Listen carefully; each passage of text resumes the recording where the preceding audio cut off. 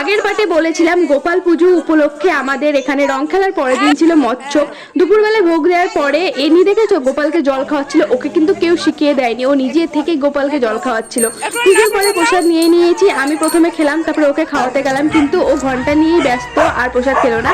তারপরে ওকে নিয়ে একটু খেলা করছিলাম। আর ওই যে আগের পাটে বলেছিলাম মৎস্যপের জন্য তরি তরকারি কাটছিলাম, আর এইদিকে বিকাল না হতে আমাদের মৎস্যপের রান্না বসে গেছে। সন্ধ্যা নাগাদ রান্না কমপ্লিটও হয়ে গেছে।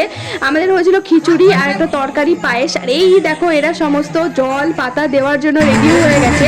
ওদিকে খাওয়া দাওয়া হচ্ছে হোক, ততক্ষণ আমরা এদিকে নেচে নিই।